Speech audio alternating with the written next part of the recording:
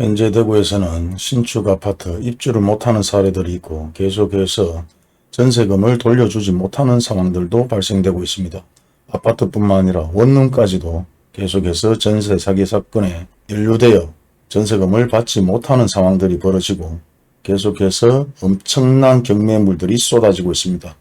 그 와중에서도 또 경매를 가지고 장난을 치거나 사기를 치려고 하는 사람들이 생겨나고 있기 때문에 상당한 주의가 필요한 상황입니다. 이런 사태가 장기적으로 간다면 결국은 입주를 못하는 아파트들, 결국은 시행사에서 물건을 다시 한번 할인해서 정리하는 상황들도 발생되겠죠. 예전 영상에 올려드렸으니까 참고하시고 상당한 주의가 필요한 상황입니다. 일반인들은 아직 현실을 적시하지 못하시는 것 같은데요. 상황이 매우 좋지 못하다. 최악의 상황이 벌어질 수 있다는 것을 다시 한번 알려드립니다. 구독 버튼과 좋아요 버튼을 눌러주시는 여러분은 한평생 복 받으실 겁니다. 안녕하세요. 현재 입주되는 아파트들, 불 꺼진 아파트들이 계속해서 증가하고 있습니다. 그리고 일부 아파트 경매 가격이 오른 것도 사실이지만은 경매가 계속해서 쏟아지고 있는 것도 현실입니다. 그리고 입주되는 아파트들 중에서 대부분 이유가 있어서 입주를 못하는 사례들, 평균적으로 잔금을 치지 못하거나 아니면 기존 주택을 팔지 못하거나 아니면 대출이 조금 부족해서 입주를 못하는 사례들도 발생되고 있고요. 이런 와중에서도 실제 계속해서 다가구나 아파트 경매건들이 계속해서 증가하고 있는 것도 사실인데, 실제 우리가 아파트 상가 같은 경우는 임대 현수막을 상당히 많이 걸려 있는 것을 보고 있지만은 다가구 주택에도 현수막이 걸려 있는 걸 볼 수가 있습니다. 어떤 현수막이냐? TV에서 많이 볼 수 있는 전세 사기 피해 사건입니다. 아파트뿐만 아니라 다가구 주택도 마찬가지 이런 피해들이 속출하고 있는데요. 계속해서 아파트 및 원룸도 경매에 나오는 사례들이 상당히 많습니다. 그러다 보니 경매에 관심을 많이 가지시는 분들이 계시는 것 같아요. 연락이 오시는 분들 중에서 경매에 대해서 물어보시는 분들이 많은데, 물론 아파트나 다가구 주택, 일반적인 주택, 하지만 제가 경매를 제가 전문적으로 지식을 가지고 있는 것은 아니라서 주변에 좀 알아보고 확인을 하다 보니까 요즘 들어서 경매 컨설팅도 상당히 많이 생기는 것 같고, 투자 카페에서도 경매를 독려하고 투자 카페 또 내부에서는 물린 사람들도 있고 투자 카페에는 투기 세력들도 존재한다는 걸 아셔야 됩니다.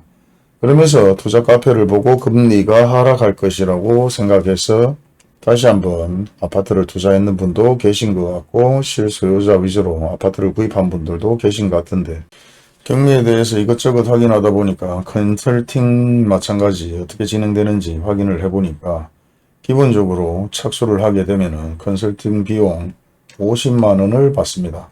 50만 원을 받고, 왜 경매에 무조건 낙찰이 돼야 돈을 받을 수 있기 때문에 실질적으로 움직이면서 낙찰을 못 받는 사례도 있기 때문에 50만으로 착수금을 받고, 그리고 경매가 낙찰되면 1% 정도 그에 대한 수수료를 받는다고 하는데요. 어떤 곳은 1%, 어떤 곳은 1.5% 다양합니다.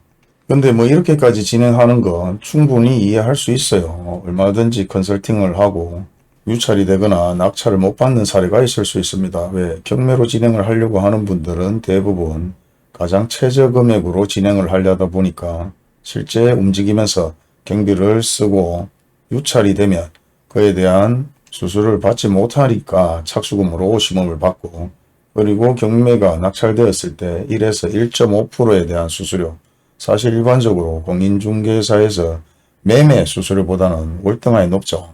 0.5에서 0.9, 그것도 비싸다고 해서 정부에서는 다시 부동산 수수료를 내렸는데요. 수수료가 중요한 게 아니고 여기에서 중요한 것은 공수가 있다는 겁니다. 대부분 컨설팅이든 아니면 투자 카페에서 경매를 진행해 준다고 하는데 어떤 형태로 공수를 부리느냐. 우리가 아파트 낙찰을 받았을 때 기본적으로 7억 하는 구축 아파트를 5억의 낙찰을 받았다, 아니면 4억의 낙찰을 받았다, 얼마든지 낙찰을 받을 수 있는데 실제 낙찰이 되어야 컨설팅에서 수수료를 가져가기 때문에 기본적으로 낙찰 금액의 차이가 날 수 있다는 겁니다.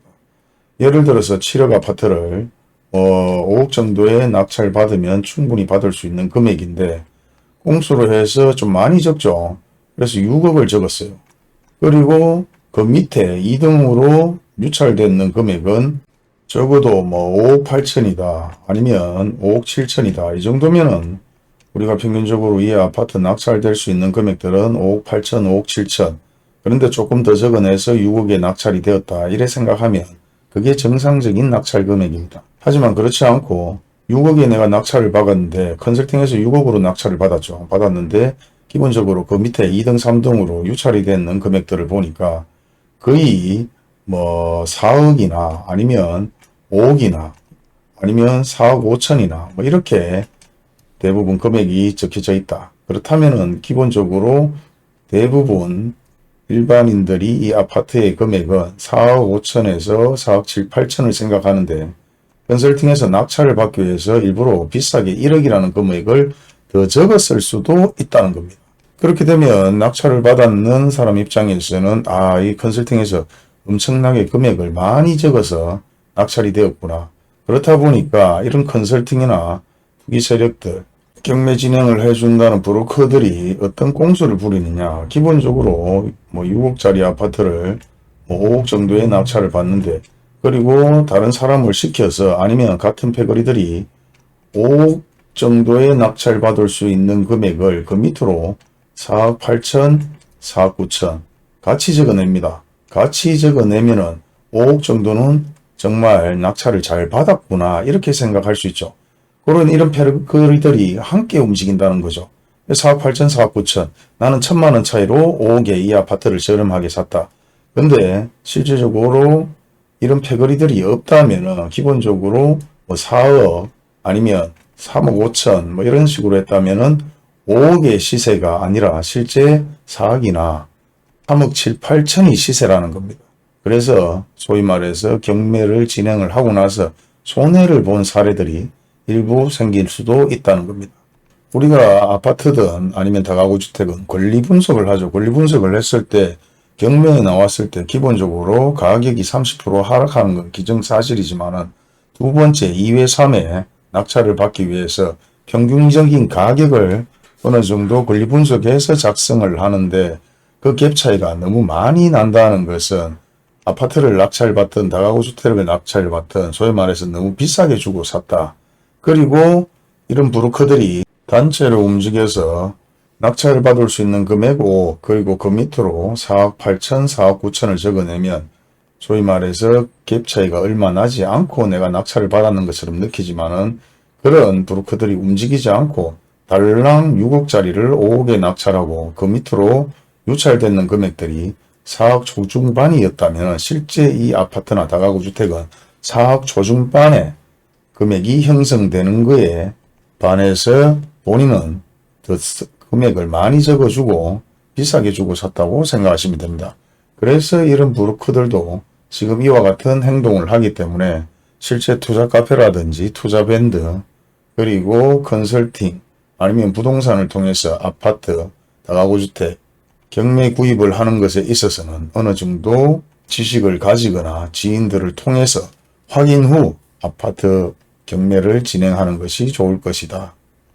모든 일이 그렇습니다. 소위 말해서 사기꾼들이 없으면 쉽게 갈 수 있는 일들을 사기꾼들 때문에 실제 아파트를 더 비싸게 주거나 경매 가격을 더 주고 사는 사례들 그리고 투자 카페, 투자 밴드를 보면서 대출 이자가 하락할 것이니까 투자를 해도 괜찮다고 여론몰이식으로 몰고 가도 모르면 결국은 당하게 됩니다. 항상 일이 터지고 나서 묻는 사례들이 많은데요. 항상 뭐든지 하기 전에 물어보셔라. 꼭 저한테 물어보는 게 아니라 주변의 지인한테 물어보든 전문가한테 물어보든 부동산 소장한테 물어보든 어느 정도로 지식이 있는 분들한테 여기저기 물어보면서 그게 가이드라인을 찾아서 내가 중심에 서 있어야 됩니다.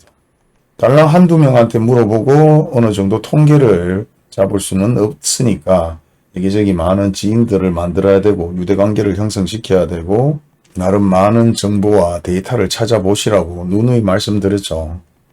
그리고 현재 계속해서 경매가 엄청나게 나오고 있는데요. 그 이유들 중에서는 대부분 전세 사기도 엄청나게 많이 승행하지만은 계속해서 보증금을 주지 못하는 사례들이 발생하고 있고 입주를 못하는 아파트들, 불 꺼진 아파트들이 생겨나는 이유도 실질적으로 기존 아파트나 기존 주택을 팔지 못해서 입주를 못하거나 아니면 대출 금액이 턱없이 적게 나오거나 아니면 대출 이자가 너무 높아서 망설이고 있거나 아니면은 결론적으로 투자 투기를 했다가 결국은 아파트를 입주 못하고 팔려고 하는 사람들이 생겨나고 경매로 나오거나 아니면 결국은 신축 아파트 같은 경우는 결국은 30% 잔금을 내지 못하면 결국은 시행사한테 넘어가죠. 저번에 그런 얘기를 한번 드렸을 겁니다. 그렇게 시행사한테 넘어가는 아파트들이 다시 한번 미분양 할인 물건으로 나올 것이다. 그 물건들이 상당히 많다면은 물론 시행사와 시공사, 대주단이 함께 정리를 해야 되겠지만은 그렇지 않고 일부 아파트의 물량들이 그렇게 대부분 조금 나온다면은 무조건 시행사에서 그 물건들을 떠안아야 됩니다.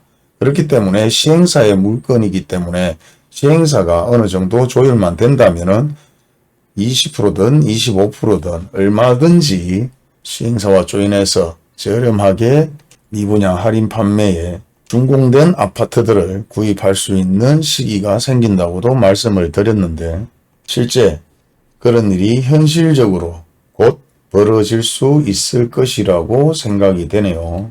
물론 이런 일들은 저 혼자만 아는 지식이 아니라 예전 2007, 8년, 9년도, 10년도에 실제 이런 일이 있었던 일입니다. 단지 제가 그 시절에 그런 내용들을 알았을 뿐이고 여러분들은 모르면 지금이라도 알고 그에 대해서 준비를 하시면 될 겁니다.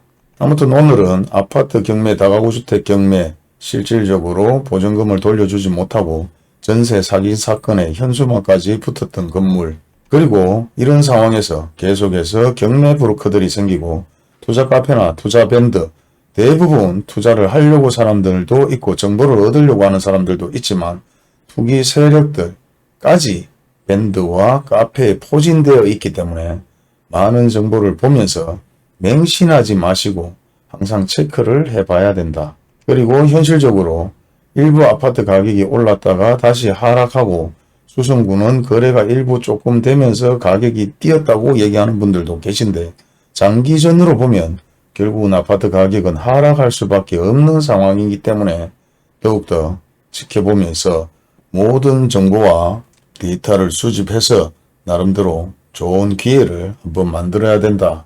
그리고 그 모든 책임은 본인들이 지어야 되며 그렇게 득을 보는 것도 본인들이죠. 아무튼 누누이 얘기 드리지만은 세상에 공짜는 없고 날로 먹을 수 있는 것은 없습니다. 소주를 몇 번 얻어먹으면 한 번은 사야 되고 밥을 몇 번 얻어먹으면 한 번을 사야 되지 공짜로 뭘 먹으려고 하다 보면 항상 얹히거나 주변의 사람들을 잃을 수 있습니다.